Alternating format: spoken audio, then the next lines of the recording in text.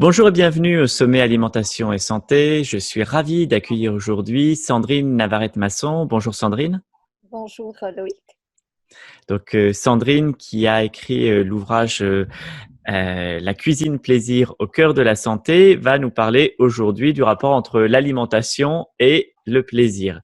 Mais peut-être avant de rentrer dans le vif du sujet, est-ce que tu pourrais nous raconter un petit peu ton parcours puisqu'il est assez éloquent dans ce rapport entre le plaisir et l'alimentation.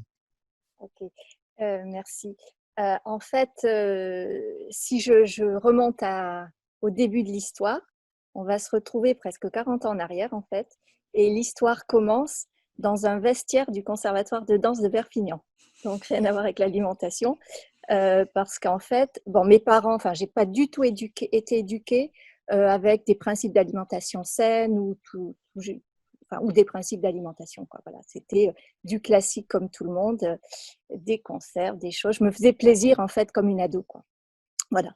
Seulement, je faisais de la danse classique, je rentre au conservatoire et une réflexion d'une élève dans le vestiaire qui me dit si ma prof te voyait, elle te dirait que tu as 1 kilo de trop. 1 kilo, hein, pas 10.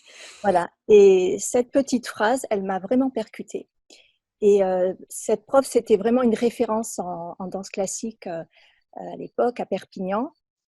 Et ça m'a vraiment touchée. Je me suis dit, ouais, j'ai pas le corps qu'il faut. Donc, je vais perdre ce kilo. Et comment? Ben, en faisant du régime. Et quand on n'a aucune notion, on va dans les magazines et on fait des régimes hypocaloriques. Donc, très déséquilibrés. Donc, ce qui m'a emmené à, ben, bien sûr, des carences, de la fatigue. Pour tenir le coup, je buvais du café. Donc, en quelques mois, ma santé a dégringolé, tout a dégringolé en fait. Et je me suis retrouvée chez les médecins avec des anxiolytiques. Et au bout d'un moment, je me suis dit, bon, il y a quelque chose qui ne va pas. Ils ne trouvent pas. Je me disais, tu as quelque chose, tu as une maladie ou tu as quelque chose. Et devant un peu l'incompétence ou désintérêt des médecins, j'ai cherché par moi-même. Donc, à travers les livres, je me suis documentée jusqu'à ce que je mette un nom sur ce que j'avais. Je me suis dit, mais tu as tous les symptômes de la spasmophilie. Mais à l'époque, ce n'était pas très connu, en fait. Donc, j'ai fait, en me documentant au début sur les magazines, après sur des ouvrages, passé mon temps à la bibliothèque, j'ai fait le lien entre la santé. C'est à ce moment-là que j'ai fait le lien entre la santé et l'alimentation. Et donc, j'ai étudié, j'ai cherché, j'ai expérimenté tout ce que je lisais, des méthodes différentes. Et j'ai cheminé comme ça. C'était pas facile hein, quand on est seul sans aucune connaissance, mais j'ai appris en tout cas. J'ai eu des connaissances en nutrition, diététique, passionnée par les aliments, les propriétés des aliments, et puis ce lien entre l'alimentation, le corps, la beauté du corps, puisque voilà, on pouvait être mince. Donc, mes débuts ont été au lycée en fait où les copines de classe, sachant que j'étais passionnée de ça, elles venaient tous les matins me dire Sandrine, j'ai mangé ça, qu'est-ce que tu en penses? Donc je les faisais maigrir en fait déjà au lycée. Et puis, mais j'étais encore en recherche en fait, en expérimentation.